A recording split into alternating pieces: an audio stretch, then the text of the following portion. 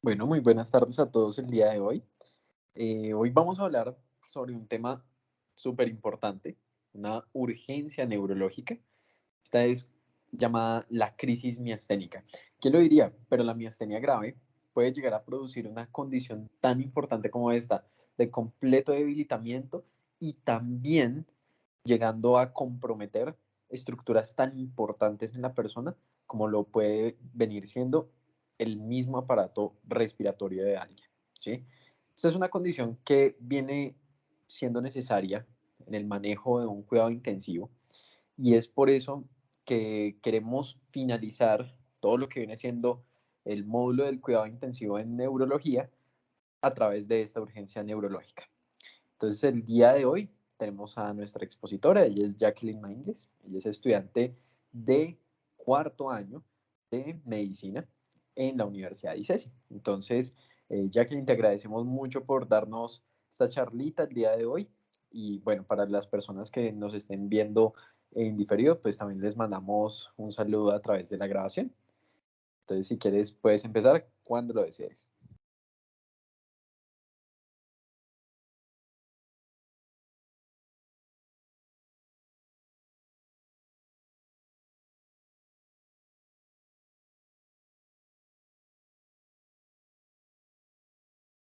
Te iba a decir, no te escucho.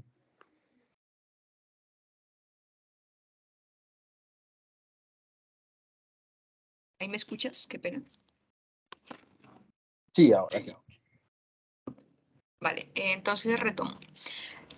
Lo que quería decir es que el día de hoy vamos a tratar crisis miasténicas, bueno, miastenia gravis, centrándonos en la parte de crisis miasténicas, que es una emergencia neurológica, como tú lo mencionaste. Dame un segundo, desactivo. Dame un segundo.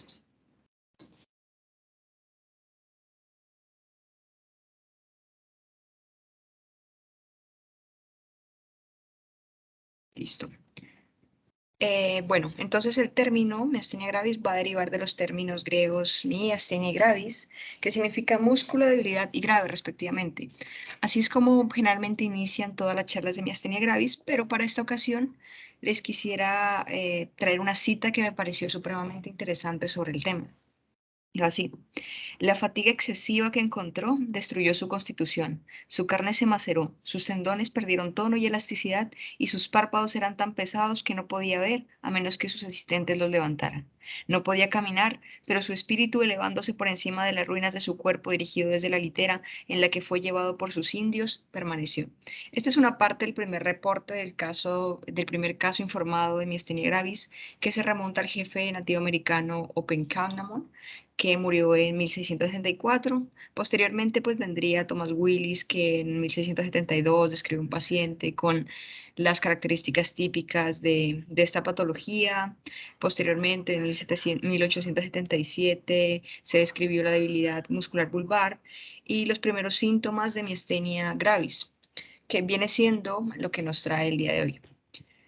Entonces, esto es un poco, yo sé que parece bastante, pero traté de hacerlo lo más condensado posible. Si bien hablaré sobre las generalidades de la enfermedad, no me detendré tanto en la parte de la fisiopatología y las clasificaciones, puesto que Muñoz, si no estoy mal, un compañero del grupo de interés, habló sobre miastenia a profundidad en el módulo pasado. Si no han visto la charla, se la recomiendo. Creo que está en el canal de Neurobus.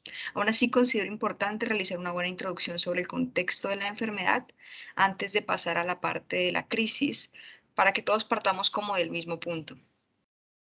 Entonces, este, como dije, es el plan de la noche. Trataré de hacerlo lo más condensado, pero completo al mismo tiempo, con el fin de que todos nos llevemos los mensajes claves importantes para la casa.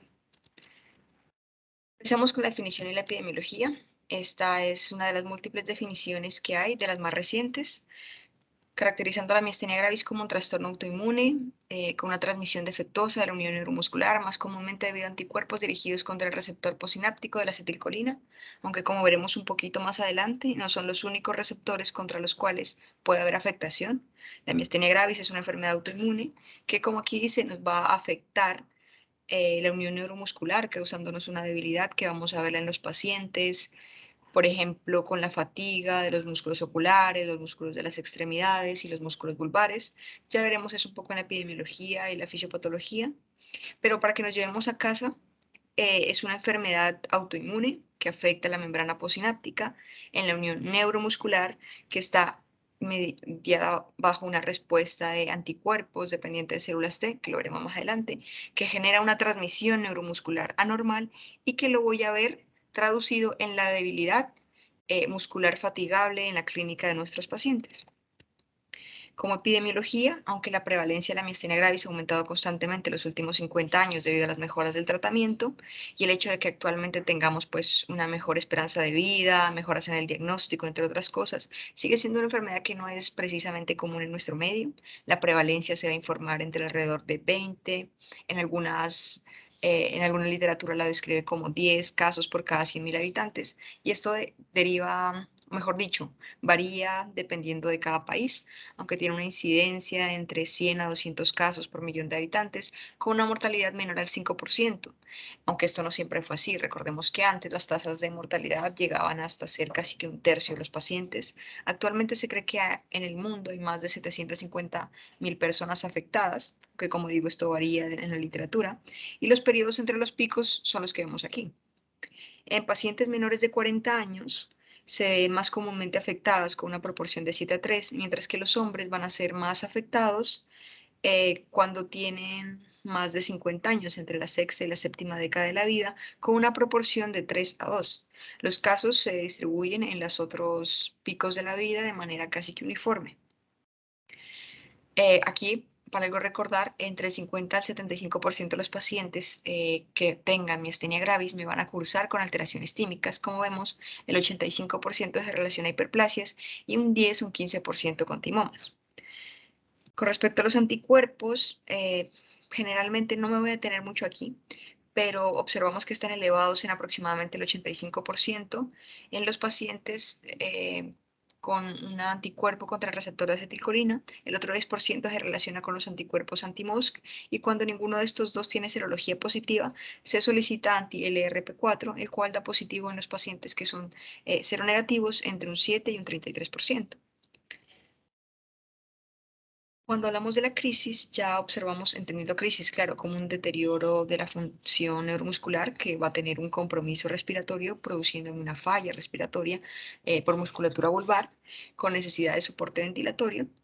Hablamos de que entre un 20 y 30% de los pacientes pueden llegar a presentar al menos un episodio de crisis durante el curso de la enfermedad, con un riesgo anual entre 2 y 4%. La mayoría de estos pacientes, como dice ahí, presentan el diagnóstico de crisis, o mejor dicho, presentan la crisis con una edad media entre los 38 y los 40 años, como punto de pico de presentación del primer episodio.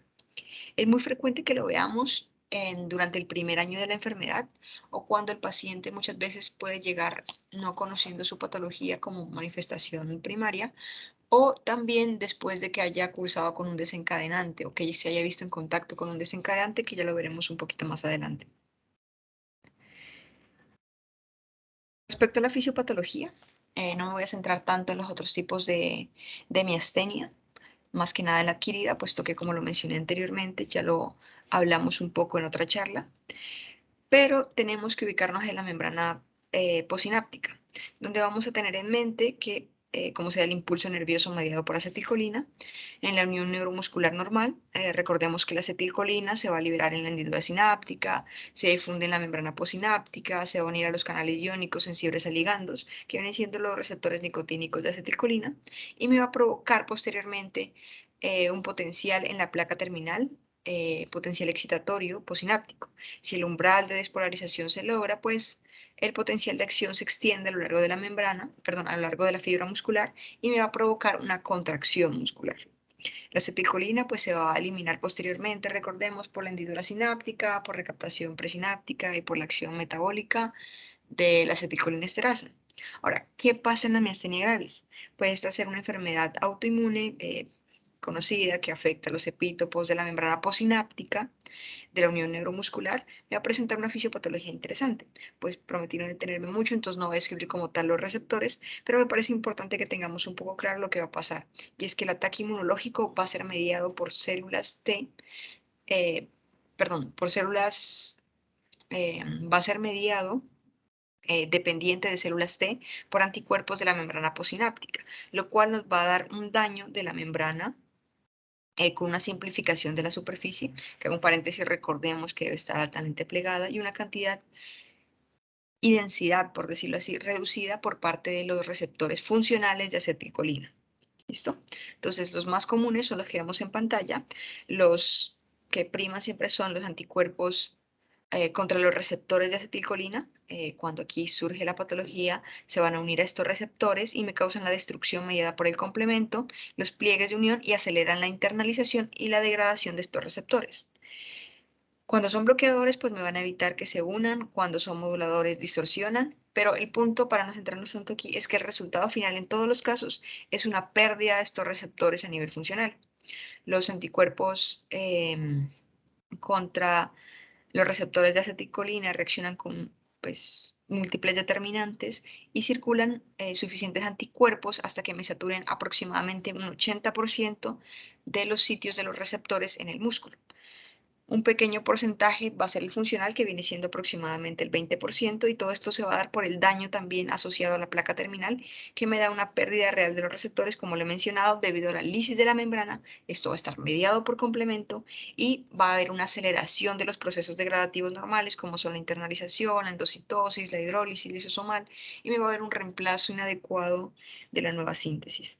Todo esto lo que me va a generar a un final es que haya una cantidad reducida de receptores funcionales, lo que me va a explicar la anomalía fisiológica, los síntomas clínicos y por qué hay un efecto beneficioso de los fármacos que se relacionan, un aspecto beneficioso de los fármacos que inhiben a la acetilcolinesterasa. ¿Listo? Bueno, hay otras como son la proteína MuSK, que se localiza en la superficie interna de la membrana muscular y que me va a, qué pena no me pasaba la imagen, y que me va a em, participar en la agrupación de los receptores de acetilcolina, y aproximadamente el 10 al 15% de todos los pacientes con miastenia gravis y un 50%, como lo mencioné anteriormente, de los pacientes que no tengan anticuerpos detectados contra los receptores de acetilcolina tendrán anticuerpos contra MuSK. Además, pues hay una atrofia prominente de los músculos cuando se da este anticuerpo, esta generación de estos anticuerpos, y son patógenos también al inhibir la agrupación de los receptores de acetilcolina, lo que pues vamos a verlo más adelante en la parte de la farmacología y la sintomatología, aunque de manera breve. También hay otros que son, por ejemplo, los receptores, bueno, la proteína, por decirlo así, relacionado a las lipoproteínas, que viene siendo LRP4, que se asocia en pacientes que sean seronegativos a los otros dos anticuerpos. Este es esencial para la formación de uniones neuromusculares, sirviendo como un receptor para la agrina, que la vemos en pantalla, y participando en la agrupación de MuSK y de los receptores de acetilcolina. Como mencioné, estos se encuentran entre un 7 y un 33% en pacientes que sean seronegativos contra los anticuerpos contra los receptores de los anticuerpos de acetilcolina y contra los anticuerpos MuSK, ¿vale? Aquí vemos de una manera más cercana el proceso que acabo de escribir.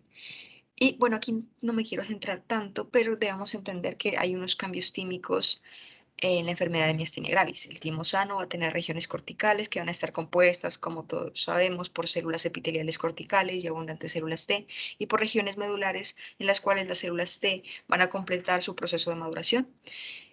Pues células T, incluyendo las células T reguladoras, acompañadas por las células epiteliales, por las células dendríticas, que van a ser inductoras de la tolerancia inmunológica, incluso incluyendo las células epiteliales autoinmunes reguladoras positivas y los corpúsculos de Hayes. Bueno, las células B, que también se me estaban quedando por fuera, y las células mioides, que supuestamente también están involucradas con la tolerancia inmunológica. Pero bueno, toda la carreta es como para que sepamos y recordemos que en la miastenia gravis de inicio temprano, el timo muestra regiones corticales normales, mientras que las regiones medulares inflamadas van a estar expandidas por abundantes linfocitos B, por folículos linfoides, que van a estar adyacentes a las células mioides que vemos en pantalla de color rojo, también a linfocitos T activados y a numerosos vasos sanguíneos. En este caso serían vénulas de endotelio alto, y que pues esto se relaciona al hecho de que en miastenia gravis el timoma va a ser una causa también que se ha visto, y que en regiones corticales se expanden principalmente a través de un mayor número de células epiteliales neoplásicas que se entremezclan con numerosas células.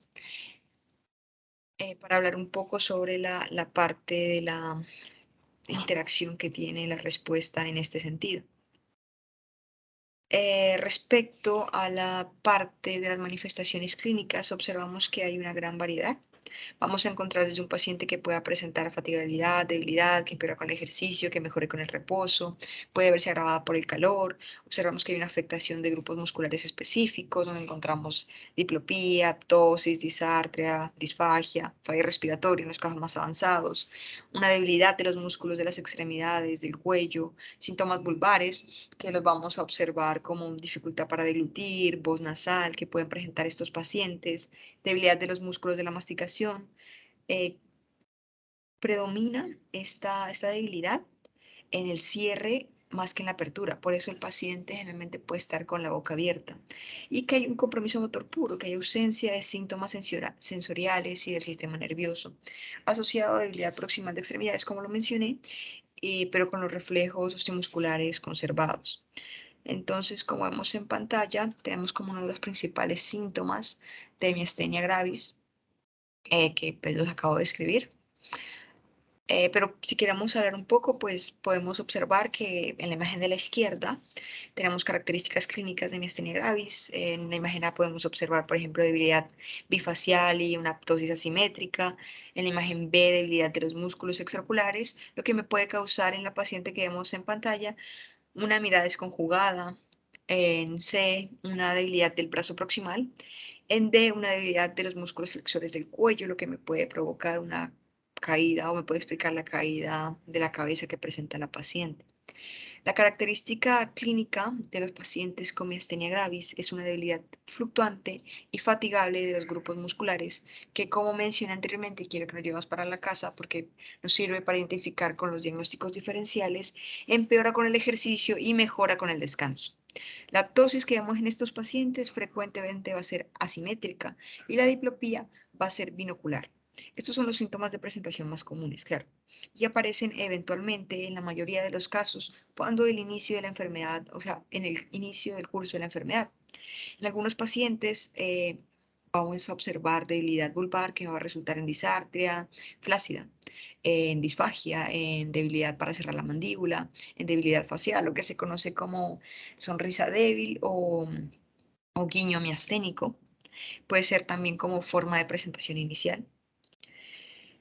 Hay otros que son un poco más sintomáticos, con facies débiles, habla nasal, líquidos que se escapan por la nariz al beber, incapacidad para beber con pajita o para silbar, que la comida se le atasca, que se atraganta al comer, que tiene incapacidad para sonreír, todas estas cosas que otras personas notan y que en algún momento incluso podemos llegar a pasar por otros diagnósticos. La flexión del cuello también suele verse más afectada que la extensión, como dato para tener en cuenta, pero puede ocurrir en el síndrome de la cabeza caída. Bueno, también tenemos la debilidad de los músculos de las extremidades, que suele ser más proximal que distal y simétrico, pero la extensión de los dedos y de la muñeca y de la dorsiflexión del pie también podemos encontrar que puede verse afectada. Esta debilidad muscular lo que provoca es que el paciente nos consulte porque tiene dificultad para realizar las tareas que requieren que los brazos estén por encima de la cabeza, que tenga que levantarse de asientos, que estén muy bajos al momento de ir al baño, que tenga que caminar por largos tramos, subir escaleras, entre otros, aunque también hay descritos, por decirlo así, debilidades selectivas o predominantes, en las cuales en estos casos podemos encontrar que la debilidad se ve en el paciente en la región del tríceps. también en flexores y extensores distales. También se puede asociar con pie caído. Bueno, para hacer un pequeño paréntesis aquí, quisiera mencionar que en los pacientes que tienen anticuerpos anti-MuSK pueden tener presentaciones clínicas atípicas, pero esto no quiere decir que pues, se nos pase el diagnóstico. Pueden presentar una debilidad predominante en los músculos extensores del cuello, del hombro, más marcado a nivel respiratorio, debilidad ocuvulvar grave, debilidad fija de los músculos faciales, debilidad de los músculos de la lengua y la faringe, y como vamos a observar más adelante, pues no responden de la misma manera al tratamiento. Ya a nivel pulmonar, lo tocaremos más adelante en la parte de las crisis como tal cuando nos centremos, pero observamos que hay habla entrecortada, cambios del patrón respiratorio, podemos observar que nuestro paciente hace uso de los músculos accesorios, debemos estar pendientes al momento de la auscultación también, tratar de evaluarlo cuando el paciente esté sentado bien de cúbito y que levante la cabeza de la camilla. Recordemos que la complicación más grave, y es lo que nos trae hoy a esta charla, es que es la crisis miasténica. Los pacientes con exacerbaciones de crisis miasténica ingresan al hospital para un control cuidadoso con objetivo de ver si pues, se requiere una intubación en pacientes que tengan una insuficiencia respiratoria antes de que tengamos que realizar la de emergencia. Entonces también podemos usar pruebas de función pulmonar mediante espirometría que se van a usar para controlar el estado respiratorio. Entonces, lo menciono brevemente porque luego tocaré un poquito más, pero pues se mira una capacidad vital forzada entre 15 a 20 para considerar intubar a un paciente. Pero bueno, continuando con las manifestaciones clínicas, pues tenemos que estar pendientes que no se nos pasen estos pacientes. Respecto a la fisiopatología de las crisis, que bueno, le tocaremos un poquito más adelante, esto requieren, no, yo creo que lo toco más adelante mejor. Pero bueno, aquí, ¿cómo identificarlos? Antes de pasarnos a estos test, me gustaría mencionar el que está acá abajo y otros. Este que está acá abajo es el signo de Peck, que es una debilidad orbicular de los ojos que se va a evidenciar por la apertura ocular que pues, va a ser realizada por el examinador al momento del cierre forzado del paciente. La mayoría de estos signos, por eso pues no los puse tan explícitamente aquí, los vimos en la charla pasada, pero pues los vuelvo a mencionar porque son importantes que los conozcamos. Y entre ellos están el agotamiento palpebral, en el que vamos a encontrar una acentuación de la ptosis palpebral y la debilidad del recto interno. Bueno, y con una mirada cuando hacemos mirada hacia arriba o cuando le pedimos al paciente que haga mirada hacia arriba, se va a incrementar la ptosis. El signo de Cogans, que es una contracción, digamos, excesiva del párpado superior al regresar los ojos a la posición primaria, después de haberle pedido al paciente que realizara una infraversión de la mirada. El signo de la cortina, que es un realce de la ptosis en el ojo que esté menos afectado cuando se le da la apertura del párpado contralateral. Entonces, también podemos observar abducción de las extremidades superiores sostenidas, básicamente que el paciente no puede elevar los brazos hacia arriba o que pues, nos describa al momento de realizar la maniobra que tiene debilidad. También abducción de las extremidades inferiores en decúbito dorsal, básicamente que el paciente no pueda mantener los miembros inferiores elevados. Pedir al paciente que pues, se levante repetidamente de la silla sin usar los brazos, esto después de un par, bueno, que depende de la clínica con la que nos llegue el paciente, si es muy grave, si es moderado, si no es tan severa. Generalmente estos pacientes después de varios intentos se van a fatigar y la que conocemos, que, pues, o mejor dicho, la que es más conocida, que es pedirle al paciente que haga un conteo, que cuente hasta 50 en voz alta. Bueno, en realidad el punto de corte es 20, pero que realice el conteo con una sola inspiración. Ya hablando un poco sobre la parte del diagnóstico, pues tenemos los que están en pantalla, el test del Rufonio, que va a suprimir la acción de la acetilcolinesterasa, que va a tener un inicio de duración entre 30 segundos a 5 a 10 minutos, que tiene mucha sensibilidad ocular y pues mucha sensibilidad a nivel ocular, a nivel de las miastenias oculares y de las generalizadas. En las oculares es un 70% y en las generalizadas creo que es un 90%, pero pues no se recomienda realizar tanto en crisis. están las pruebas serológicas del hielo, del estímulo repetitivo, electromiografía de fibra única. Me centraré más en la parte serológica, que pues va a ser el primer paso cuando se sospecha una miastenia gravis. Ya vimos que la mayoría son por los anticuerpos contra los receptores de acetilcolina. Los resultados falsos positivos van a ser raros y debo tener en cuenta de que, pues bueno, o sea, los debo solicitar, pero no debo esperar sus resultados para iniciar los tratamientos. También tenemos las pruebas de electrodiagnóstico que son útiles en pacientes que me hayan dado un resultado que sea cero negativo por parte de los anticuerpos, como para ver si realmente presenta la enfermedad o no. Estos se hacen con estudios por estimulación nerviosa, va a ser repetitivo y una disminución superior al 10% generalmente es indicativa de que hay un defecto de la transmisión neuromuscular.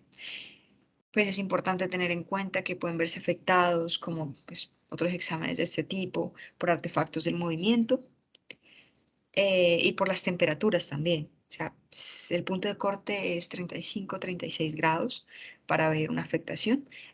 Bueno, tengo una imagen que es una estimulación nerviosa repetitiva lenta, 3 hercios del sistema abductor, corto del pulgar del nervio mediano, y que vamos a observar en 3. En A, una respuesta normal con disminución mínima, en B, una respuesta decreciente de miastenia gravis, y C, lo que podríamos encontrar en un Lamberton o botulismo, que es una facilitación.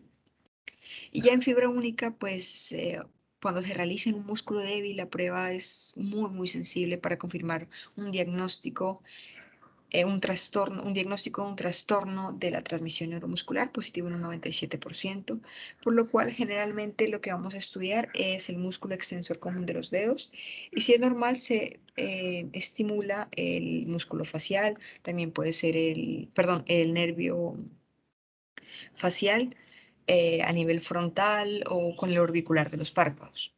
Si es normal, pues se excluye el diagnóstico. El hidrofonio, como ya lo mencioné, y la bolsa de hielo son menos frecuentes. La de hidrofonio utiliza cloruro de hidrofonio a nivel intravenoso, que es un inhibidor de la acetilcolinesterasa, como ya lo mencioné. Se puede administrar de dosis a partir de 2 miligramos con un total máximo de 10 miligramos con intervalo de 1 a 2 minutos y observar si hay mejoría en nuestros pacientes. A tener en cuenta que eso tiene efectos secundarios, ¿no?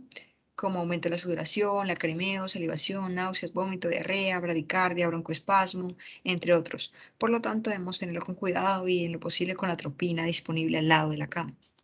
Y la bolsa de hielo es una prueba de cabecera simple que tiene alta especificidad y sensibilidad diagnóstica para distinguir la tosis miasténica de otras causas que me puedan presentar esta tosis.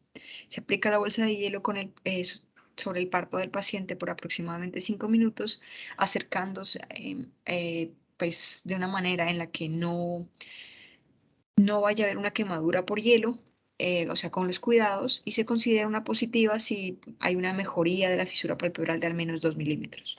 Es una buena alternativa a la prueba del hidrofonio, principalmente cuando hay una contraindicación de acetilcolinesterasas, debido a comorbilidades cardíacas o respiratorias. Bueno, y hay un poco sobre la parte del tratamiento.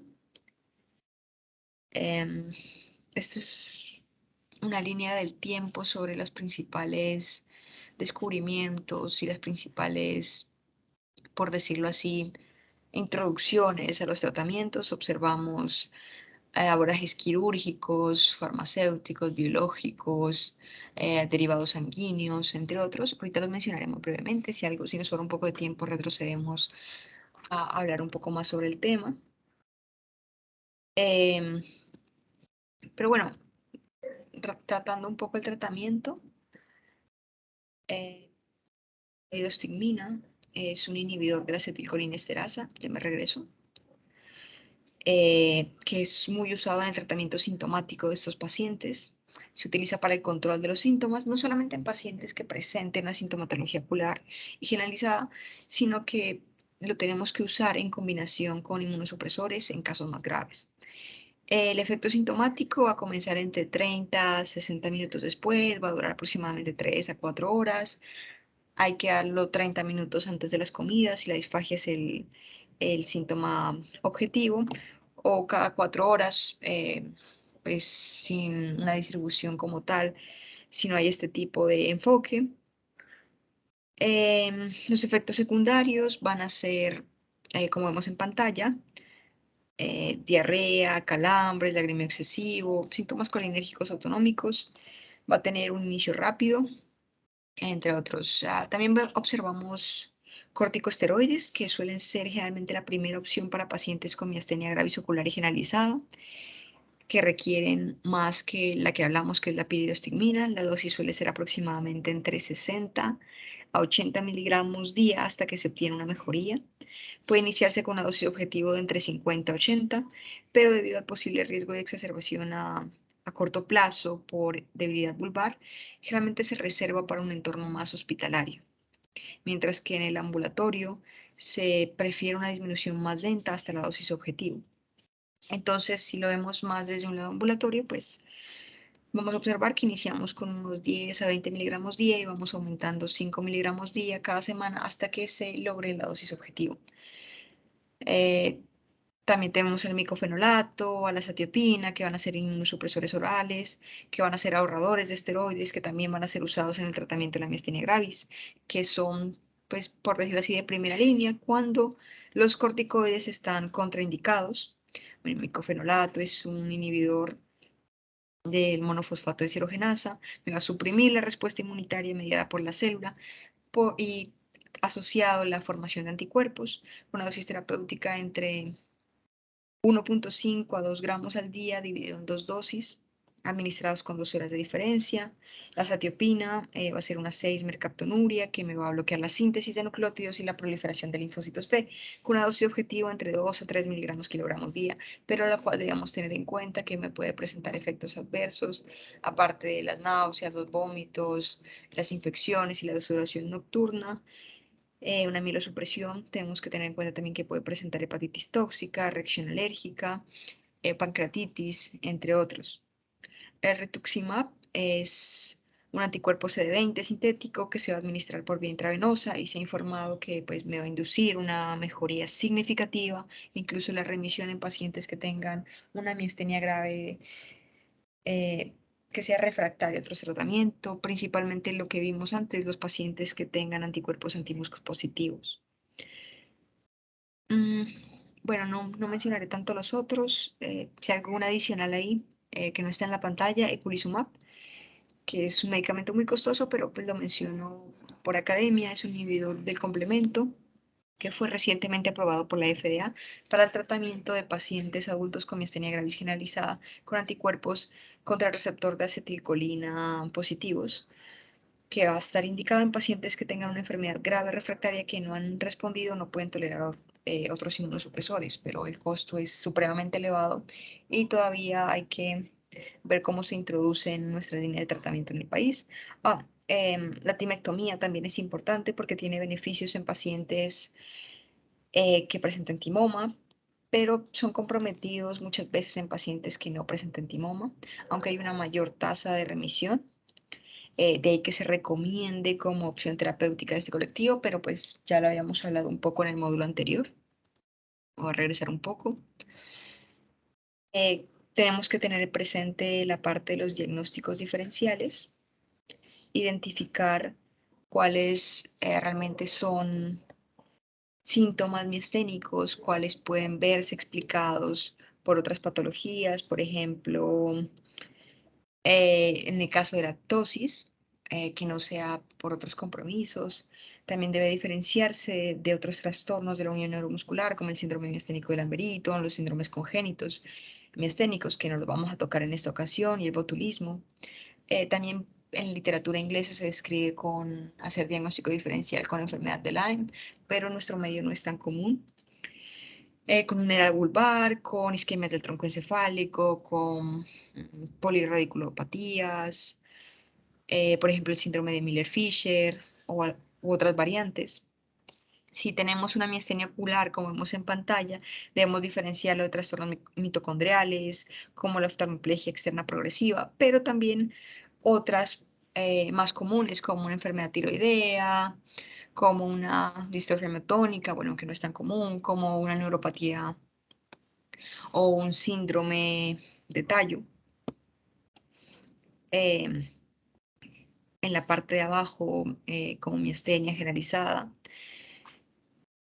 Observamos que lo que mencioné anteriormente, o sea, tenemos que distinguir las características clínicas que nos puedan diferenciar unos síntomas miasténicos de otras patologías que pues la podemos pasar por confusión.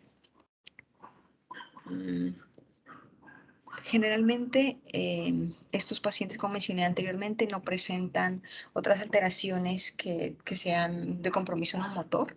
O sea, si vemos un paciente que tiene sintomatología sensitiva, pues no nos daría tanto para el lado de miastenia gravis. Identificar las otras características clínicas específicas, como el compromiso pupilar, reflexia, alteración del sensorio, hay inconsistencia, hay otros tipos de diplopía, entre otros. Pero bueno, trataré de no centrarme acá porque, como dije, lo describimos en la charla pasada. Bueno, hay unas clasificaciones para describir la crisis y los compromisos, que son la de Osserman, y del Consejo Asesor Médico para miastenia gravis, que es el que más se utiliza o pues se recomienda muy frecuentemente. Describiéndome en varias clases. En la clase 1 es cualquier debilidad de los músculos oculares que puedan tener debilidad para cerrar los ojos, pero que toda la otra parte de la fuerza muscular se encuentre normal. La clase 2, que es una debilidad leve que afecta a otros músculos adicionales a los oculares o además de los oculares, que también puede tener debilidad muscular a nivel ocular o de otra variedad, ¿sí? Y de otra variedad y de diferente gravedad. Y que se subclasifica en dos clases, clase A y clase B. Clase A con predominio de los músculos de las extremidades axiales, pero también puede tener compromiso orofaringio, clase B que es predominantemente de los músculos orofaringios, y así con los otros tipos de clasificaciones que se los dejo en pantalla y los pueden ver en el momento de la grabación con más calma para pasar a la parte como tal de la crisis. Y pues Osserman, que también lo mencioné, es muy usado en la clínica. Y podemos observar algunas causas, bueno, no causas, sino predisponentes o precipitantes, mejor dicho, de las crisis miasténicas, antibióticos, como los aminoglucósidos, los macrólidos, las fluorocloninonas, la penicilina, la nitrofurantoína, la clindamicina. Todo esto me puede aumentar el riesgo de que mi paciente presente, o mejor dicho, lo puede precipitar a que se presente una crisis miasténica. La gentamicina, la streptomicina, la ampicilina, los macrólidos, la eritromicina, el ciprofloxacino, algunos antiepilépticos, la gabapentina, la fenitoína, la prednisona incluso. Todo esto me puede generar un precipitante de la crisis miasténica, la interpretación de la capacidad vital forzada que había mencionado al principio, lo cual me puede sugerir que mi paciente esté en riesgo moderado, riesgo alto o que se encuentre normal. Y de hecho, de esto depende su manejo en el servicio, si requiere manejo de UCI o no. Aquí como un algoritmo de tratamiento para las exacerbaciones crónicas y agudas, nos centraremos en la parte agudas, pero es importante que también tengamos como presente en mente qué hacer en los casos de la izquierda o cómo podrían desde la academia abordarse. Y en la parte de la derecha ya los observamos, son las exacerbaciones agudas, que pues se van a... Un momentito, qué pena.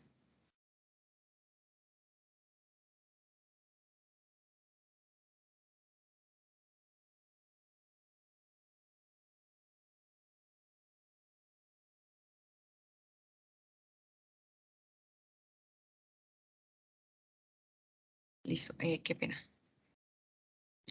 ¿Ahí me escuchan?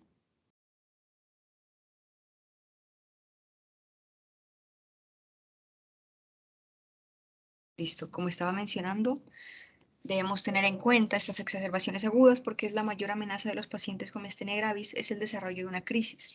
que vaya a ser potencialmente mortal y que me vaya a comprometer la función respiratoria debido a la debilidad de los músculos de la respiración, como lo vimos, o la musculatura vulvar.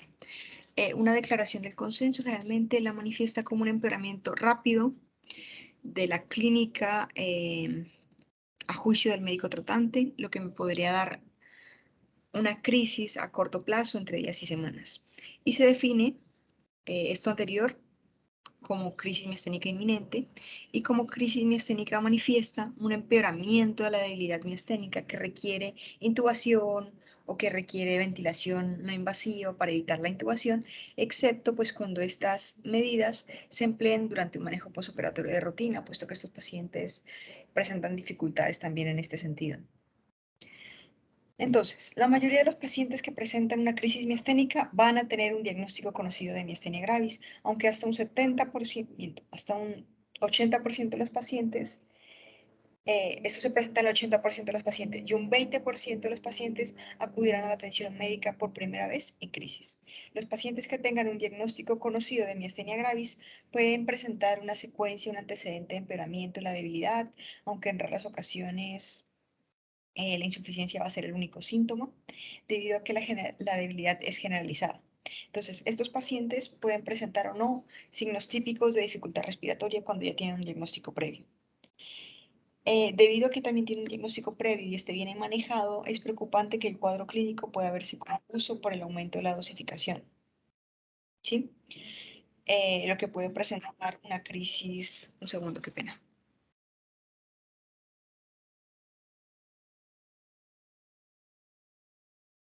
Vale. Entonces esto es preocupante porque este cuadro clínico puede verse confuso por el aumento de la dosificación de los medicamentos que ellos venían tomando, o sea, los anticolinestéricos que acabamos de ver, lo que me puede precipitar una crisis colinérgica, con un aumento de la salivación, síntomas gastrointestinales y en última instancia el empeoramiento de la debilidad muscular. Entonces, crisis miasténica grave, complicada, que requiere ventilación mecánica o extubación diferida durante más de 24 horas en un paciente que ya ha estado intubado con antecedente diagnóstico de miastenia gravis, es un concepto que debemos tener presente. Y recordar pues que es un motivo muy frecuente de ingreso a UCI en estos pacientes.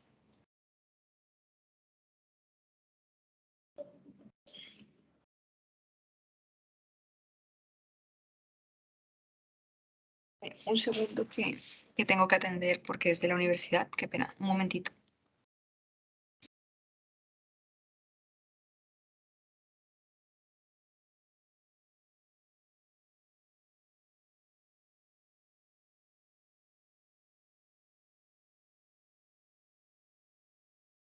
Listo, dale, qué pena.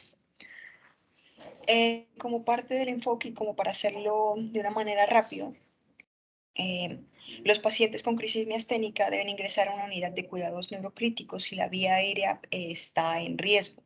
Las drogas incitantes deben suspenderse inmediatamente si es posible, como lo hablamos anteriormente. Y como lo mencioné al principio de la charla, la mortalidad en UCI ha disminuido de un 50 a un 5% en los últimos tiempos debido a la mejora en la atención, los nuevos tratamientos, entre otros. Un punto importante en estos pacientes es la ventilación mecánica. La ventilación no invasiva debe iniciarse de inmediato. El soporte inmediato de la presión positiva de las vías respiratorias en pacientes con crisis miasténica me va a reducir la necesidad de intubación y me va a reducir también la estancia en UCI.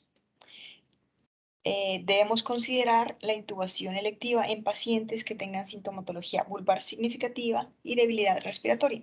Y cuando es necesaria la intubación, debemos tener en cuenta que es importante administrar dosis más bajas de agentes bloqueadores no despolarizantes, por ejemplo, 0.5 miligramos sobre kilogramo de bromuro de rocuronio, perdón, en lugar de 1 miligramo kilogramo, que es la dosis que se utiliza usualmente. También tener en cuenta que la mayoría de los pacientes que me llegan hasta este punto en que requieren intubación generalmente tienen un promedio de hacerlo de una semana. Las indicaciones para la intubación, como para que nos la llevemos a la casa, incluyen la hipercapnia severa, la hipoxia profunda, la telectasia lobular y que el paciente me presente una contraindicación para el BiPAP o que pues no haya tenido una respuesta satisfactoria a esta. Cuando hay una exacerbación de los síntomas miasténicos, el inicio temprano de la inmunoterapia nos va a servir también para controlar esta sintomatología y todos los posibles riesgos. La inmunoterapia de acción corta debe ocurrirse, o mejor dicho, debe hacerse con inmunoglobulina o plasmaféresis. En una revisión de la literatura que estoy haciendo, no parece haber evidencia clara que apoye un tratamiento sobre el otro. Sin embargo, varios estudios sugieren que el intercambio de plasma puede tener un efecto no mejor, pero sí más rápido, lo que lleva a que el paciente presente menor necesidad de intubación, o sea que los pacientes se necesite un menor número de intubaciones, por decirlo así, y que se relaciona a una extubación más temprana. Según los consensos de la Fundación Americana de Myasthenia Gravis, se sugiere que los dos tratamientos probablemente sean igual de efectivos y que deben elegirse de acuerdo a las características del paciente y a los costos. ¿Sí? Por ejemplo, los pacientes con alto riesgo de un estado de hipercoagulabilidad o de insuficiencia renal, pues deberían evitar más la inmunoglobulina porque puede precipitar eventos tromboembólicos y provocar una lesión renal aguda. Y los pacientes con múltiples antecedentes de factores de riesgo cardiovascular tienen un mayor riesgo de eventos trombolíticos, al igual que aquellos que tengan malignidad, pues por la hiperviscosidad, por estados de hipercoagulabilidad y eventos tromboembólicos previos. Aquellos que tengan un alto riesgo de inestabilidad hemodinámica, sepsis, hemorragia reciente o hipotensión, por su lado, deberíamos como evitar el intercambio de plasma porque me puede precipitar a más hipotensión y me puede conducir a una depresión del factor de coagulación, lo que aumenta el riesgo de hemorragia. Entonces, la administración también debemos tener en cuenta al momento de seleccionar cuál de los dos métodos se debería usar a nivel académico, es que la administración de la plasmaféresis a menudo requiere una colocación de un catéter venoso central, lo que también me puede aumentar el riesgo de procedimiento, mientras que la inmunoglobulina se va a administrar por vía periférica. ¿Listo? Entonces, la administración de inmunoglobulina o plasmaféresis se considera la atención estándar generalmente debido al costo y a los riesgos, pero ambas terapias son igualmente efectivas en pacientes con miastenia gravis. Los corticosteroides también son una parte importante del tratamiento, no solo de la parte del mantenimiento, sino de la crisis miasténica, y deben usarse en la mayoría de los pacientes, aunque dosis altas me pueden precipitar el empeoramiento de la debilidad. Es probable que la administración deba ser simultánea o varios días después del recambio plasmático o de la inmunoglobulina para que me contrarreste este efecto, ¿sí? O sea, debemos tener en cuenta. Si el paciente ya está intubado, los riesgos de comenzar con dosis altas se reducen y debe comenzarse de inmediato. La prednisona y la prednisolona también son eficaces y se recomendarían dosis de aproximadamente lo que estábamos hablando antes, 60 miligramos hasta 80 miligramos día. Pues esto hago la aclaración cuando el paciente está en UCI, ¿no? Por fuera esto debe reducirse a una dosis efectiva baja. La atención en UCI lo que va a buscar es un apoyo de alto nivel, fundamentar buenos resultados, incluida la fisioterapia temprana, los cambios frecuentes, la profilaxis adecuada para la trombosis venosa profunda, los otros cuidados, por ejemplo, prevención de úlceras gástricas, entre otros.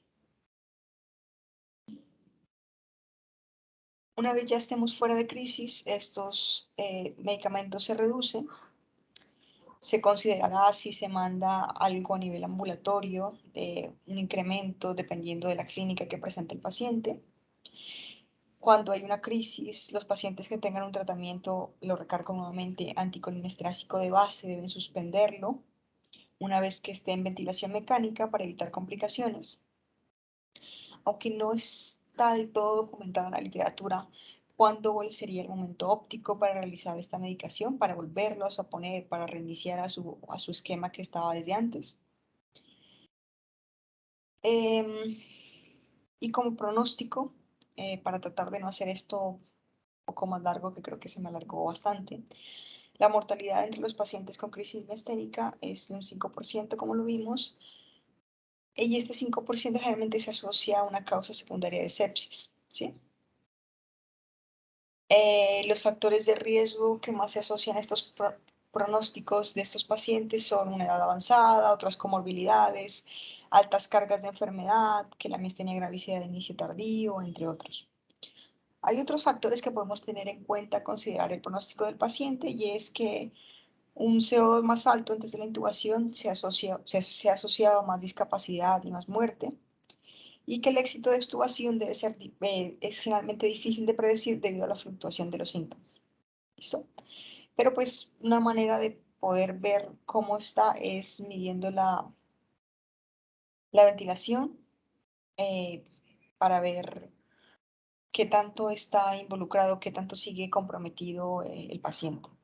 ¿Listo? Bueno, ¿qué más podríamos hablar sobre las crisis? Para cerrar, creo que lo que viene a futuro. A medida que los inmunomoduladores se han visto como los inhibidores de los puntos de control inmunitario, han ido surgiendo nuevas formas, nuevas terapias, lo que mencioné anteriormente, el eculizumab, que me podrían tener efecto sobre estas enfermedades, ¿sí? Entonces, no sé si sería bueno sugerirlo como, no solamente como parte de mi astenia, sino como en otros trastornos inmunomediados, ver qué hay de nuevo o centrarnos en una charla específica para ver qué podemos encontrar de nuevos avances a nivel académico en este sentido. Pues básicamente eso sería, pues, les traía más cositas, pero yo creo que por el tiempo podríamos ahí de manera un poco concreta respecto a miastenia gravis y el primer enfoque en crisis miasténica a nivel académico para nosotros. Perfecto, Jacqueline. No, en serio, muchísimas gracias. La verdad, clarísimo. Me encantó que distribuirías todo con varias figuras, varias imágenes, que pudiéramos hablar también del futuro de esta enfermedad y realmente cómo va siendo su manejo, cuándo sospecharlo, qué tener en precauciones, por ejemplo. Y bueno, que nunca se nos llegue a pasar por la mente que pues la miastenia grave en realidad puede venir siendo una patología estable cuando en realidad nos puede brindar complicaciones como esta. Entonces creo que explicarlo de esta forma es perfecto y mirarlo así tal cual como lo llegaste a tener, eh, fue lo que tú dijiste, lo que necesitamos en este momento y, y que al momento de llegar a presentarlo sepamos qué hacer, al menos en un nivel básico y general. Entonces creo que es súper importante tenerlo en cuenta y listo. Entonces yo creo que fue una muy buena charla, te felicito y obviamente te agradezco por brindarnos esta charla. Aquí obviamente queda grabada y para todas las personas que pues, nos estén viendo también, pues agradecerles mucho por asistir. Entonces, Jacqueline, tú sabes, aquí bienvenida. Cuando desees aquí hacer de nuevo charlitas y listo. Entonces, creo que no tenemos preguntas ahorita entre los asistentes, por lo que si quieres, pues podemos dar fin a la sesión y agradecerte mucho por habernos brindado pues toda esta temática. Vale. Muchísimas gracias. Feliz noche. Vale, que estés muy bien. Chao, chao. Chao.